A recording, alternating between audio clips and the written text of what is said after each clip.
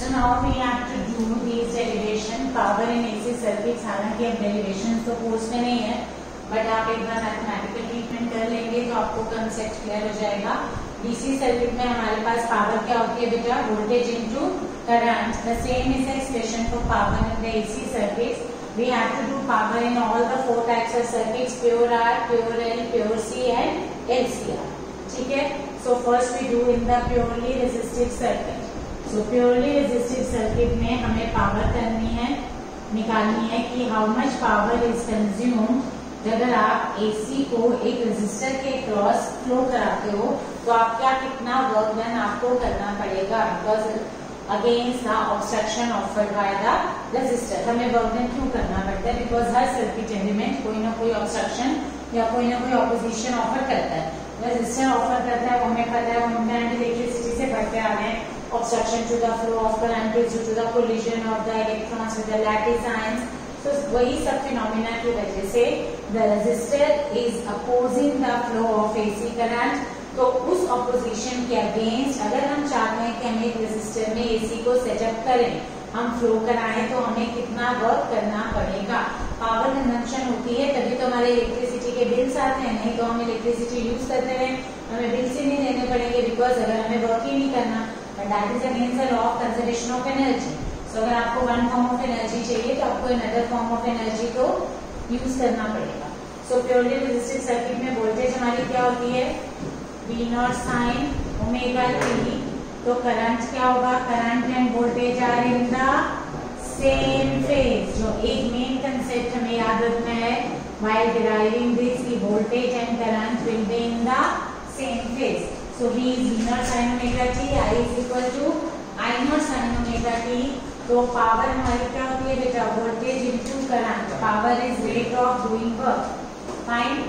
So power is equal to voltage into current, which is V naught I naught sin square omega t, and rate of doing work is known as the power. So it is V naught I naught sin square omega t. dW will be equal to sin square omega t dt from 0 to t. I told you in the previous class also कि sin square as an integral maths वाले बच्चों को आता होता है, non maths वाले बच्चों को अगर नहीं भी पता तो हमारा जब भी कोई फंक्शन है जिसे हमें इंटीग्रेट करना है तो इंटीग्रेशन की one technique is to reduce it to the linear function. So sin square जो है इसको आप लीनियर फंक्शन में कन्वर्ट करेंगे। So how will you convert it into a linear function? जल्दी बोलिए बच्चे। sin square omega t को आप क्या लिख सकते हैं? मैंने फर्स्ट क्लास में आपको AC जब पढ़ाया था बोला था cos 2 थीटा बहुत इंपॉर्टेंट है मेरे लिए। cos 2 theta is cos square theta minus sin square theta. अगर आपका इंटीग्रल cos स्क्वायर आए तो इसको cos स्क्वायर की टर्म्स में लो। अगर इंटीग्रल sin स्क्वायर है तो cos स्क्वायर को sin स्क्वायर की टर्म्स में ले आओगे तो 1 minus sin square comes out to be 1 minus 2 sin square theta is cos 2 theta. So sin square theta 2 sin square theta will be equal to 1 minus cos 2 theta, and sin square theta will be equal to 1 minus cos 2 theta by 2.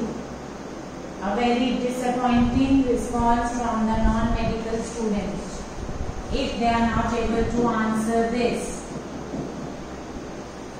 0 to t sin square omega t हो जाएगा 1 minus cos 2 omega t by 2.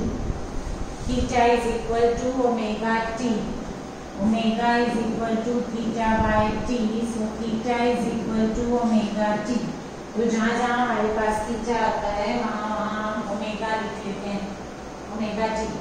So now this will be broken up into two integrals. So this work done will be equal to over the complete cycle करेंगे, V naught I naught common ले लेंगे तो अंदर मेरे पास एक integral आ जाएगा dt भी है बच्चे।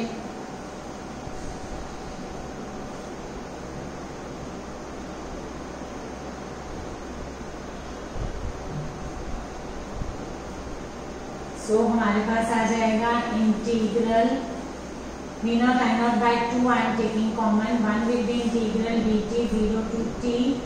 Another will be minus integral cos 2 omega t dt 0 to t. So now if you remember, I told you what is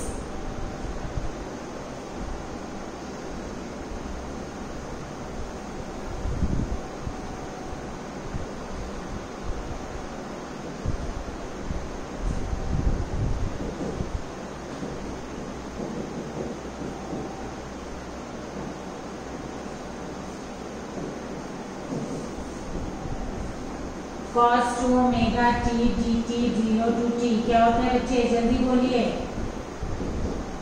When we did the average value, मैंने वही आपको बता दिया था बच्चे। sin n omega t dt 0 to t 0, cos n omega t dt 0 to t 0। sin का average value over complete cycle and cos का average value over complete cycle is 0। So this means ये term हमारी क्या हो जाएगी, 0। You have to remember these two integrals बेटा, cos n omega t 0 to t and sin n omega t 0 to t is always 0।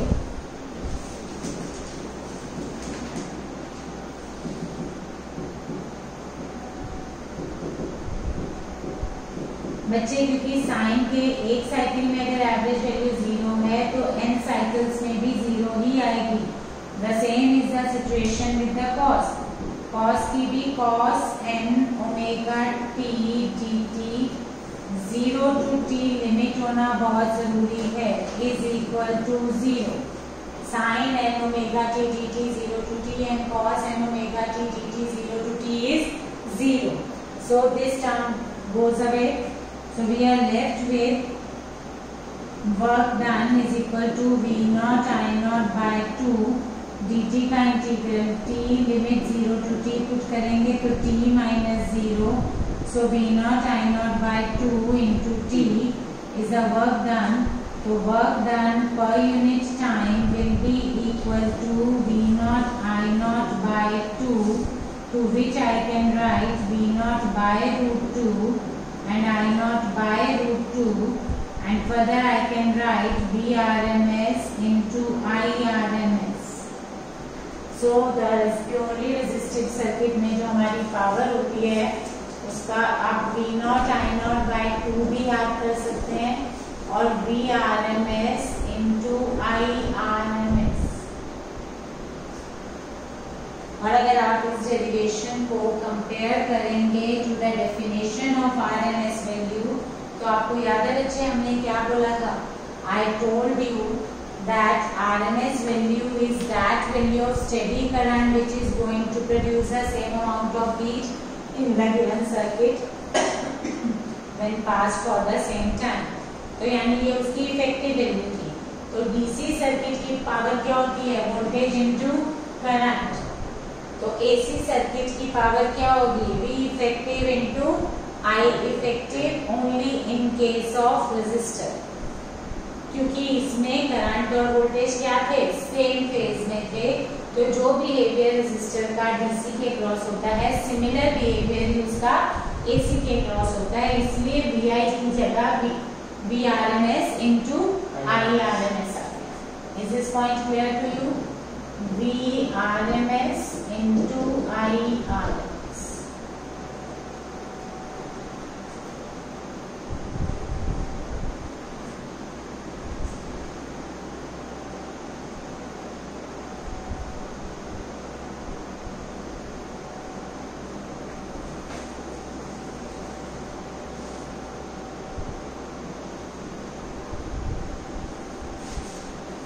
ठीक है बच्चे,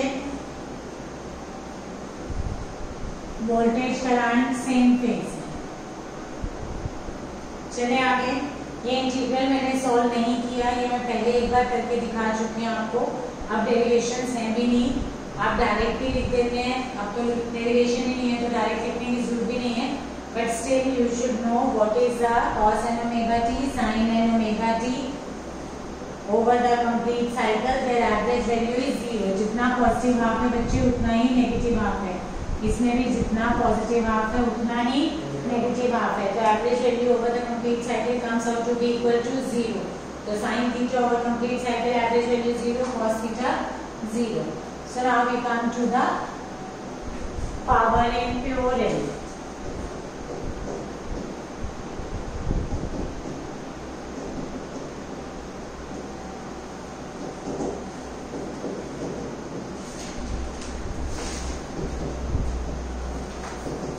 inductor में कौन लीड करता है?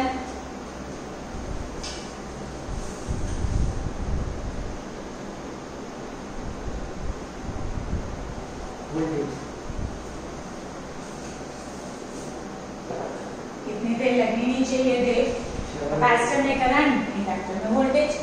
सो इंडक्टर में वोल्टेज को अगर मैं V naught sine omega T लेती हूँ बच्चे, तो करंट लैग करेगा. करंट हो जाएगा I naught sine of omega t minus pi by 2. It is your choice है. आप चाहें तो I को I naught sine omega t ले लो और वोल्टेज को sine omega t plus pi by 2 ले लें. But the main thing is voltage leads by pi by 2. ये आपको कंसेप्ट ध्यान रखना पड़ेगा. तो अब आप इसको पावर को लिखेंगे तो dw by dt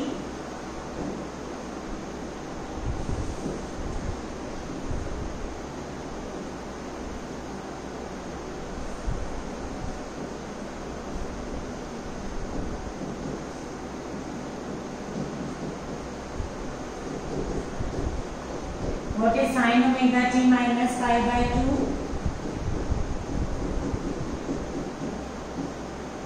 sin omega t minus pi by 2 को क्या लिखेंगे? मैथ्स के बच्चे सो रहे हैं मेरे.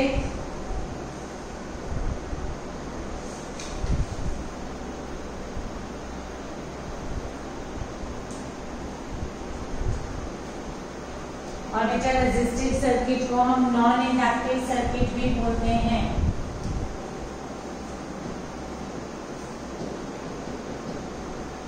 Resistive is also equal to non-inductive.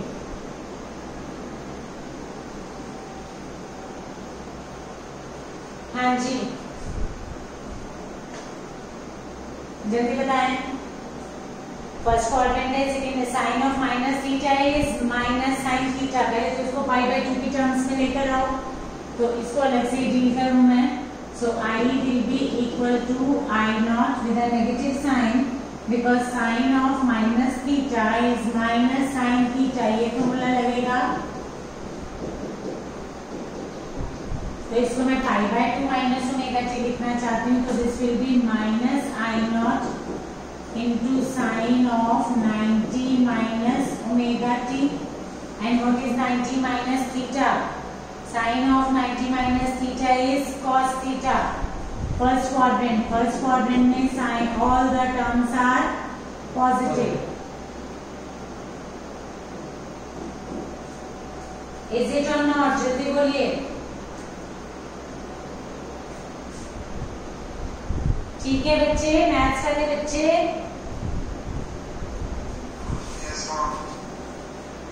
बेटा I may commit a mistake but you should not. Because आप तो हर वक्त ही मैथ्स करते हैं, डेली करते हैं, मैं तो करती नहीं. बच्चे sine of minus theta is minus sine theta से लेके मैंने माइनस करके इसको 90 माइनस थीटा में किया. आपको देव आता है 90 माइनस थीटा वगैरह में कन्वर्ट करना? नहीं आता. दीक्षांत आपको? देखो बेटा, इसमें हमारे पास जो फर्स्ट क्वाड्रेंट होता है इसमें एंगल्स होते हैं 90 माइनस थीटा. सेकंड में आएगा 90 प्लस थीटा या 180 माइनस थीटा. ये 180 प्लस थीटा या 270 माइनस थीटा. और ये 270 प्लस थीटा या 360 माइनस थीटा. एक तो ये क्वाड्रेंट हो गए.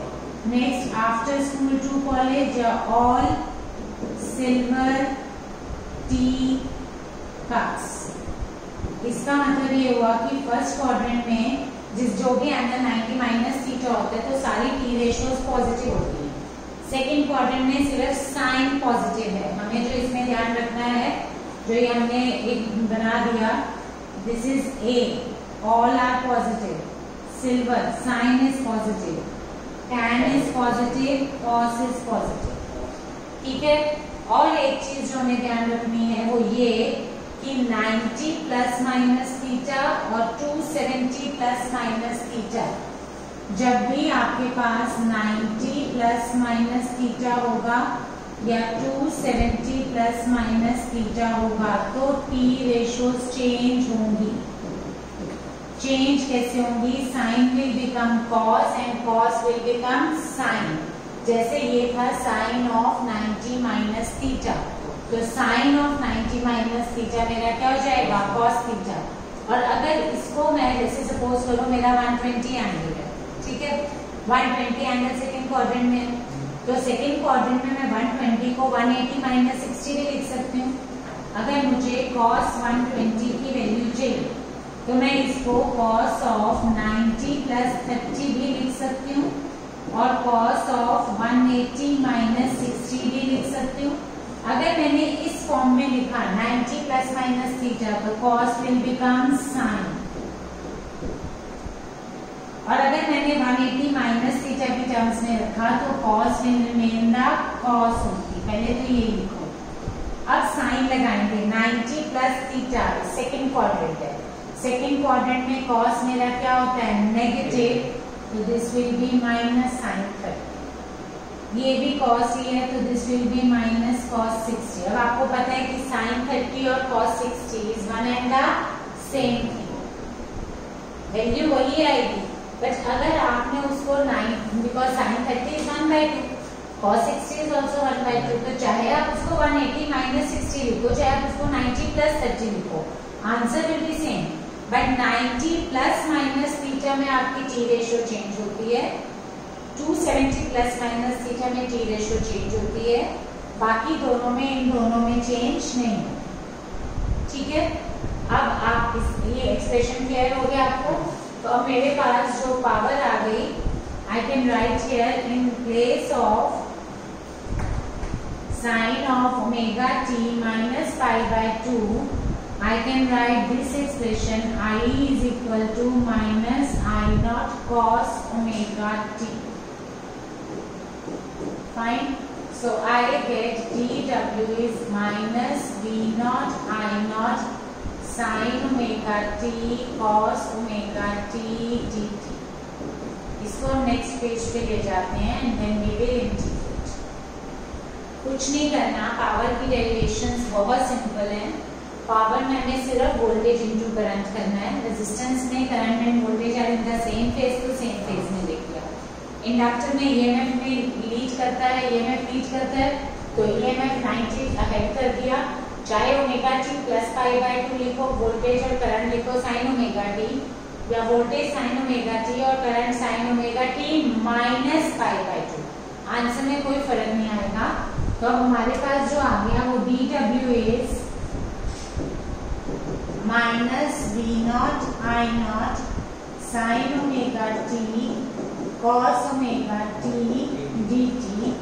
इसको बच्चे आप 2 से मल्टीप्लाई कर दीजिए और 2 से डिवाइड कर दीजिए बिफोर इंटीग्रेटिंग, क्योंकि ये प्रोडक्ट फंक्शन था sign omega t cos omega T, product को लीनियर में लेकर आएंगे तो dw is minus V0 I0/2, और ये क्या बन गया बच्चा? Sine 2 omega t dt। Check it out, 0 to t। ये फॉर्मूला यूज किया हमने। नॉन मैथ्स वाले बच्चों को इसी में दिक्कत थोड़ी सी आएगी, बट फॉर्मूले लर्न करने पड़ेंगे।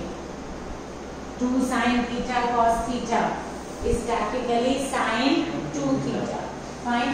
सो sin 2 omega t 0 to t क्या होता है? 0। तो वर्क डन 0 है तो पावर भी 0 है। There is no power consumption in pure inductor, that is ideal inductor, जो कि होता नहीं है। आइडियल इंडक्टर में पावर कंजम्पशन इज 0, इसीलिए इसको बोला जाता है what less current. What is the unit of power, तो वॉट लेस करंट, इसको हम आइडियल करंट भी बोलते हैं। and बच्चे mind it, the same result you will get for pure capacitive circuit. Power in pure capacitive circuit मैं नहीं करा रही, आप खुद करेंगे. Take voltage as V0 sin omega t, current as I0 sin omega t plus pi by 2. Pure capacitor में voltage को V0 sin omega t लीजिए, करंट को I0 sin omega t plus pi by 2. तो sin omega t plus pi by 2 है तो भी वो क्या हो जाएगा, cos हो जाएगा. sin will become cos. ठीक है. और माइनस साइन का एडजस्टमेंट करने के बाद माइनस साइन से कोई फर्क नहीं पड़ेगा. अल्टीमेटली यही एक्सप्रेशन आएगा sin omega t cos omega t. So power consumption in the pure capacitor and pure inductor is 0. In pure capacitor and pure inductor. Next class में आप NCERT लेकर आएंगे. NCERT ने इसको ग्राफिकली बहुत अच्छे से एक्सप्लेन किया हुआ है.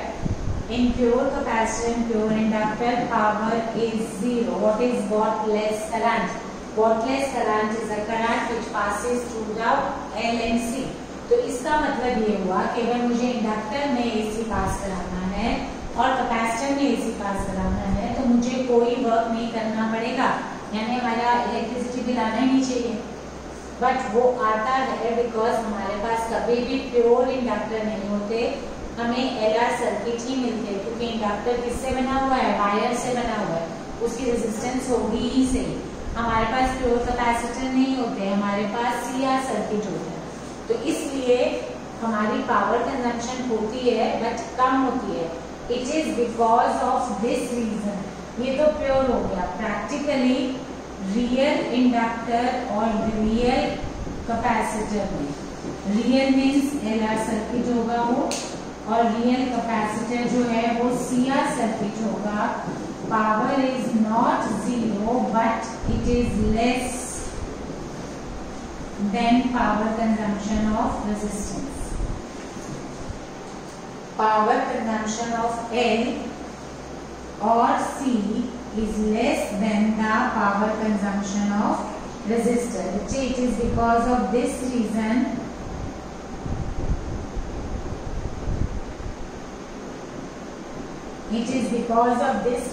we prefer L and C over R. AC circuits में करंट AC को कंट्रोल करने के लिए हम रेजिस्टर की बजाय इंडक्टर और कैपेसिटर को प्रेफर करते हैं. आइडियल केस में तो उनमें पावर कंजम्पशन 0 होनी चाहिए, बट प्रैक्टिकली पावर कंजम्पशन 0 नहीं होती तो भी कम होती है in comparison to resistance. So this is power in C, power in L, and both are less than the power in R. That is why we prefer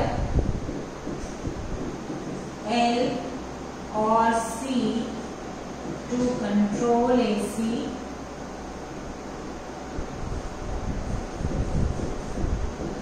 over R.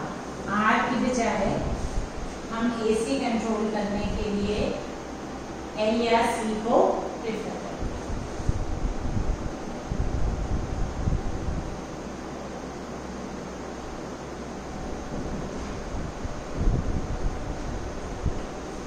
ठीक है बच्चे, इज इट क्लियर? सी का power आप खुद कर लेंगे बेटा या मैं कराऊं? Will you do it yourself? Yes और नो? मैं सिर्फ एक्सप्रेशंस लिख रही हूँ, आप इसको आगे कर लीजिएगा. Pure capacitor voltage V0 sin omega t, current I0 sin omega t plus pi by 2. Current leads.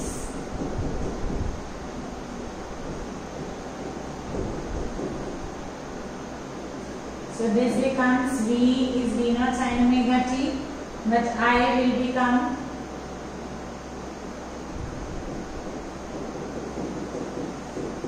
sin omega t plus 90. Second quadrant sine positive है एंड 90 प्लस थीटा में मेरे पास क्या आ जाएगा, cos omega t. Is it clear now? So V is V0 sin omega t is I0 cos omega t. Power वही expression as it is आ जाएगा बच्चे, सिर्फ उसमें नेगेटिव साइन था, इसमें नेगेटिव साइन नहीं है, उससे कोई फर्क पड़ेगा ही नहीं क्योंकि यहाँ पे 0 ही हो जाना है. dw by dt is v naught I naught by 2 sin omega t cos omega t। dw अलग कर लेते हैं।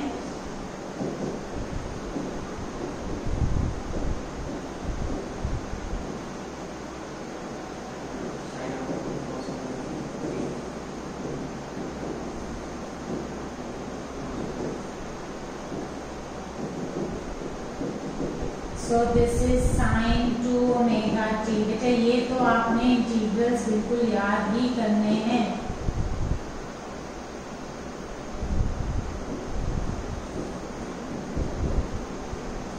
ये दो integral sin n omega t dt 0 to t is 0 cos n omega t। n का मतलब चाहे 1 omega t हो, चाहे 2 omega t हो, चाहे 3 omega t हो, this has to be equal to 0। So power consumption in pure resistance EV/IV, ERMS IRMS है, EV/IV हम बोल देते हैं, VRMS IRMS कुछ भी बोल दो, and in inductor and capacitor it is 0। Now we come to power in series LCR circuit।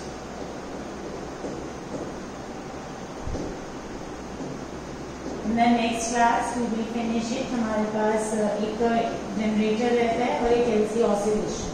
So theoretically this chapter will be over in the next class and इसके next दो classes में एक class में इसके numericals करेंगे। Fine। So power in series LCR circuit बचे, तो इसमें आपको assume करना पड़ेगा whether you are taking inductance dominated circuit और capacitance dominated circuit। अगर inductance dominated circuit ले रहे हो तो EMF lead करना पड़ेगा, capacitance dominated circuit ले रहे हो तो current lead करेगा, but not by an angle of 90 degree but by an angle of phi। You remember हमारे पास जो inductance series LCR circuit में phase angle कितना था, phi था ना। ये हमारे पास VR था, ये VL, ये VC। अगर VL माइनस VC था तो ये VL माइनस VC और ये inductance dominated circuit है, तो हमारे पास ये phase आया था। You remember or not? ये एंगल मेरे पास क्या आया था, phi। अगर VL इंडक्टेंस डोमिनेटेड है और कैपेसिटेंस डोमिनेटेड है तो उस हिसाब से। सो क्या लेना है, XC ग्रेटर देन XL ले लो। Let XC is greater than XL। XL में नेगेटिव साइन चलाना पड़ेगा, XC में नेगेटिव साइन नहीं चलाना पड़ेगा, that's your choice. Let XC is greater than XL, so this means current leads voltage by phi। Fine। So power is voltage into current। voltage लेंगे V naught sin omega t और current लेंगे I naught sin omega t plus phi। Fine। So power is dW by dt is V naught I naught sin omega t into, अब ये भी sine of A plus B का formula, sine A cos B plus cos A sine B। बेटा अगर ये नहीं आता तो ये याद करेंगे, sine of A plus B।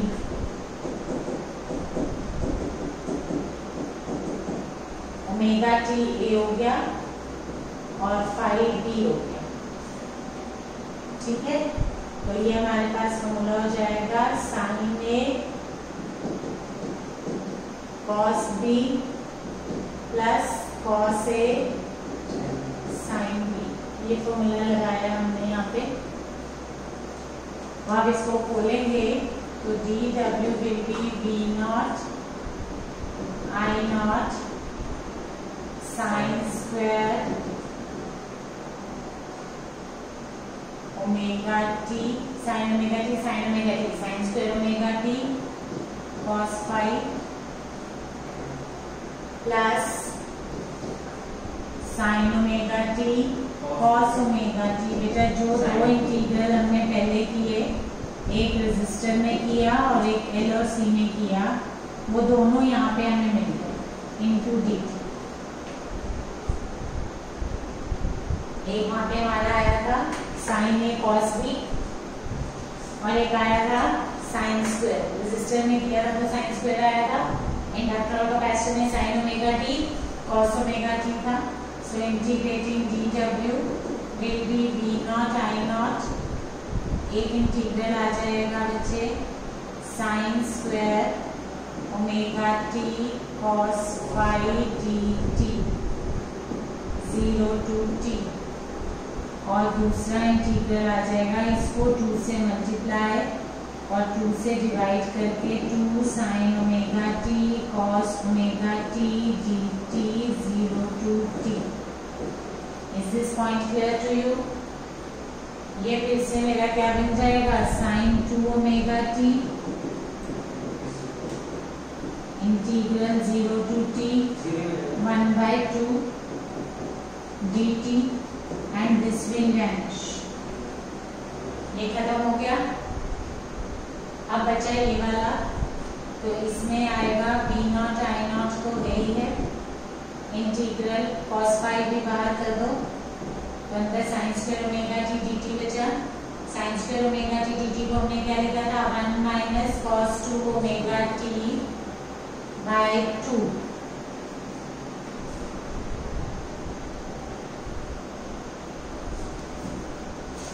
ये देखिए साइन स्क्वायर ओमेगा टी हमारा किसके इक्वल था 1 minus cos 2 omega t by 2, जिसमें से cos 2 ओमेगा टी फिर से हमारे पास क्या हो गया था 0, सिर्फ क्या बचा था 1/2 dt। Is this point clear to you?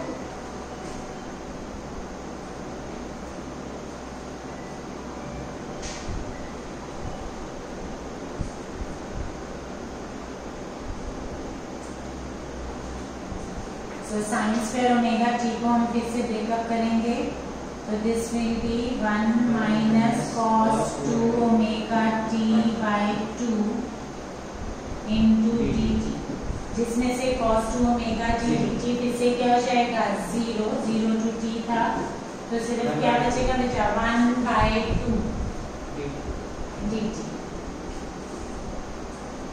तो हमारे पास बच गया dw is equal to v naught I naught by 2 cos phi integral dt। Check it out।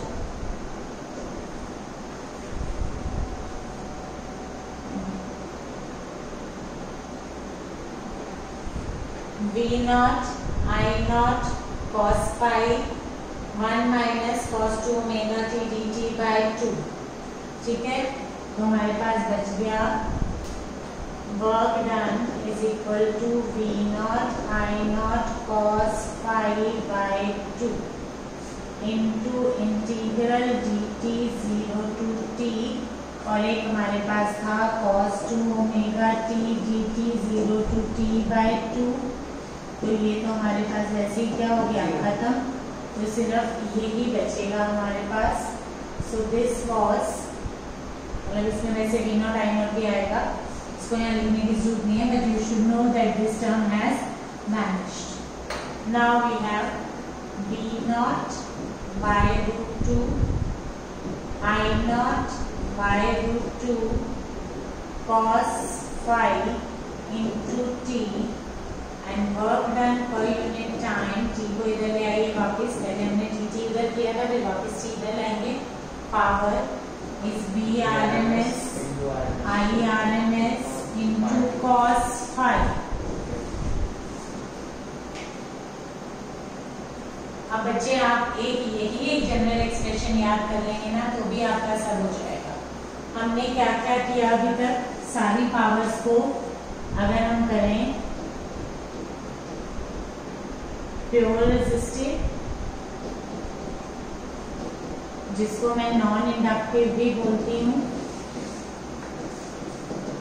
ठीक है, इसमें हमारी पावर आई EV आई, मतलब बेटा वोल्टेज को अगर E लिखो तो EV हो जाएगा, और अगर वोल्टेज को V लिखते हो तो फिर VV नहीं लिखना ठीक लगता, फिर VRMS IRMS, इसको हम वर्चुअल भी बोलते हैं, which is V not I not by 2। Peak की टर्म्स में half of the product of the peak values, RMS की टर्म्स में प्रोडक्ट ऑफ RMS वैल्यूज। ठीक है, और अगर मैं इसको V R M S cos phi की टर्म्स में लिखूं तो भी यही है, क्योंकि कॉस फाई इस केस में क्या होगा 1, फाई की वैल्यू क्या होती है 0, क्योंकि रेजिस्टर में voltage and current they are in the same phase. तो इसके लिए आप अगर एक यही एक्सप्रेशन याद कर लेते हैं आपकी सारी पावर कवर हो जाएगी। देखिए प्योर एल में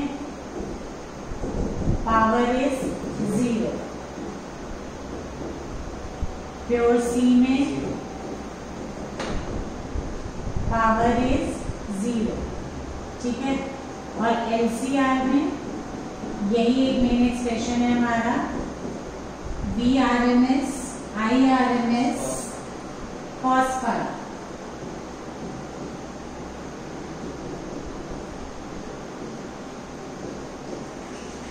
Is this point clear to you? So VRMS IRMS cos phi, where phi is the phase difference between voltage and current। अब आप देखिए L में फेज डिफरेंस कितना होता है 90, cos 90 क्या होगा 0, तो पावर क्या हो गई 0।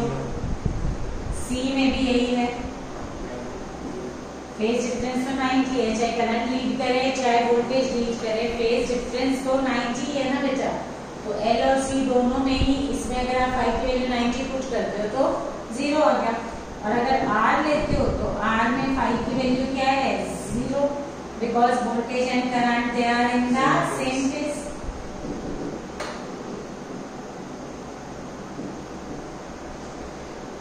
Since I am in the same phase, तो भी मेरा पावर का एक्सप्रेशन क्या आ जाएगा same I R M S and B R M S.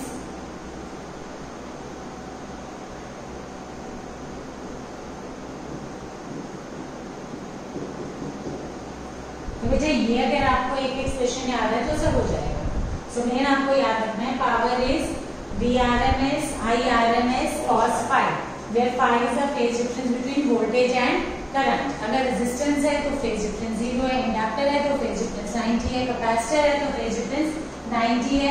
Capacitance dominated, अभी मैंने एक्सी ग्रेटर देन एक्सएल लिया था तो भी फाई आया, एक्सएल ग्रेटर देन एक्सी होगा वो जो भी फाई की वैल्यू होगी। फाई कॉस फाई होता क्या है एक बार कॉस फाई और देख लो, then we will find it out.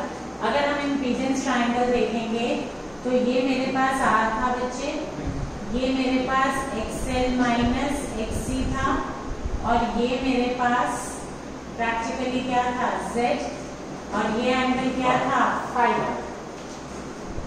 तो cos phi is equal to R by Z। तो पावर फैक्टर cos फाई को हम बोलते हैं बच्चे power factor. cos phi is known as the power factor.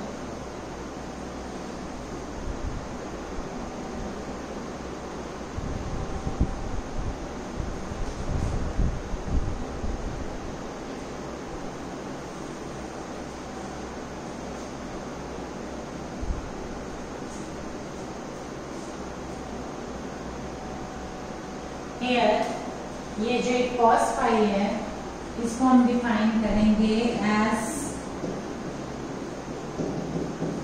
Power factor. Power factor पे हमारे conceptual questions बहुत सारे आते हैं। Low power factor implies large power loss, justified. तो हमारे पास अगर मैं इम्पीडेंस ट्रायंगल देखती हूँ बच्चे तो ये आर था, ये एक्सएल माइनस एक्सी या एक्सी माइनस एक्सएल जो भी हो हमारे पास डिपेंडिंग वो नीचे आ जाएगा, बस इतना ही डिफरेंस है। ये फाई, ये आर, ये एक्सी माइनस एक्सएल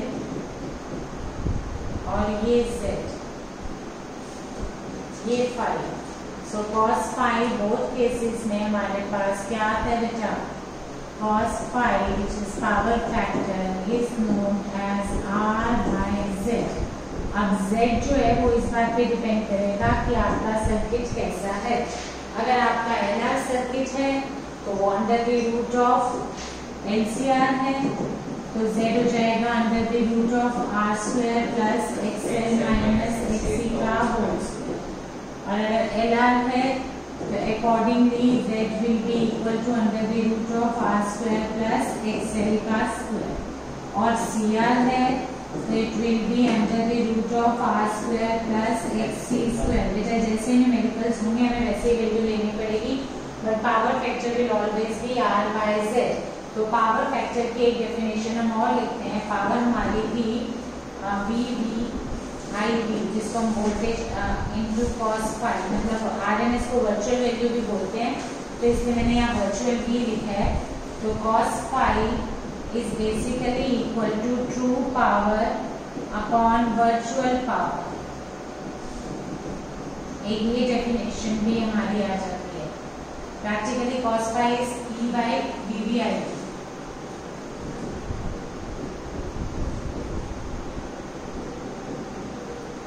वर्चुअल को हम IRMS को I वर्चुअल भी बोलते हैं।